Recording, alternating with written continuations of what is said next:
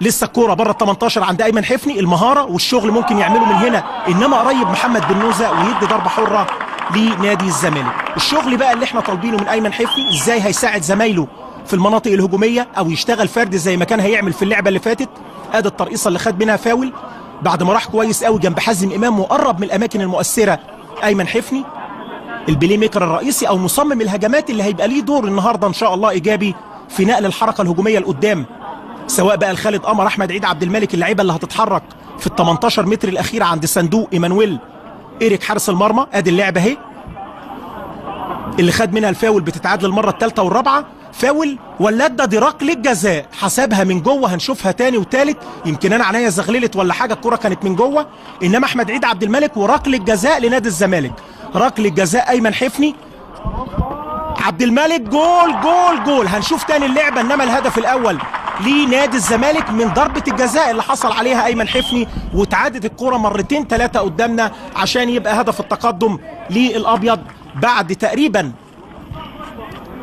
6-7 دقايق من بدايه الشوط الاول. ادي اللعبه اهي، وده احمد عيد عبد الملك وحطها يمكن قريبه من وسط المرمى كده، انما هو اعتمد ان إيريك هيتحرك وعملها له بخبره احمد عيد عبد الملك.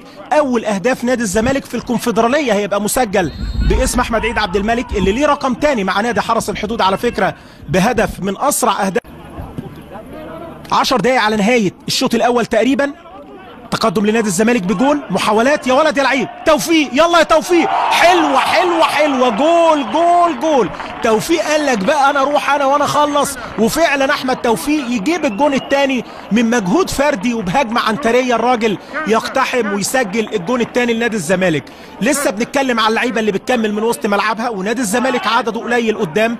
اول ما راح احمد توفيق وما اعتمدوش بقى على تحركات حفني وعبد الملك، جاي الراجل بوشه استلم حلو قوي، يا ولد يا ولد يا توفيق. بص شوف احمد توفيق بيعمل ايه، هدف مارادوني كده على ملعب الجونه لاحمد توفيق بمسانده قلب دفاع فريق رينو سبورت. اهي اللعبه من الاول تاني، ومشي بيها كويس، ومشيت مع الراجل زي ايه، زي السكينه في الجاتوه. حلوه حلوه يا توفيق، ويكمل فيها ايمانويل. هنشوف كده رقم 16 هو اللي كملها في المرمى، انما مجهود اكتر من رائع ليه احمد توفيق. 2-0 لنادي الزمالك.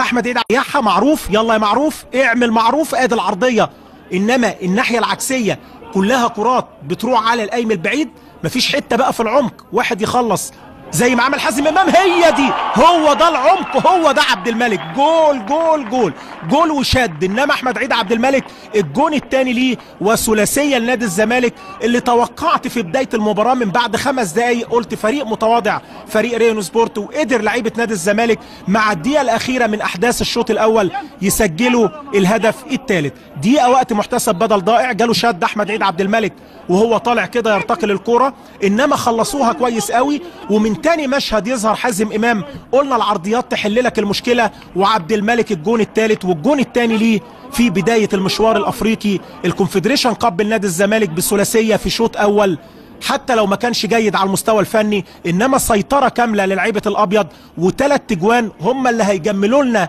الاداء بتاع ال 45 دقيقه اللي احنا شفناهم. ادي اللعبه اهي، حازم امام عملها ايه الراجل، بلسم عرضيه ما ترجعش. جون ثالث لاحمد عيد عبد الملك. 3-0. عشاق ومتابعي شاشه النايل سبورت في كل مكان، بفكر حضراتكم لقاءين النهارده مهمين، انما صفاره محمد بن نوزة الدولي الجزائري نهايه الشوط الاول. ارق تحياتي محمد عفيفي الى استاد النيل والتحليل.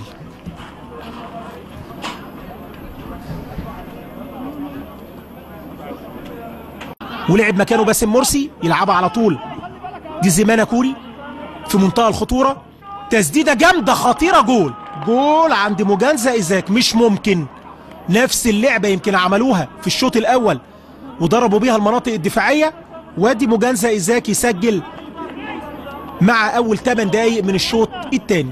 ادي اللعبه تاني اهي، ولاعيبه نادي الزمالك اللي لعبوا على خط واحد بشكل غريب في الكره اللي فاتت، لعبوا على خط واحد لعيبه المنطقه الخلفيه، ومن وراهم كده مجانزة إيزاك اللي كان برضه عدى من ورا احمد ديودار وعمل انفراد اتكلمت عليه وتعامل معاه الشناوي، انما المره دي حطها في الزاويه البعيده. هدف اول لفريق رينو سبورت. 3-1، ولازم لعيبه نادي الزمالك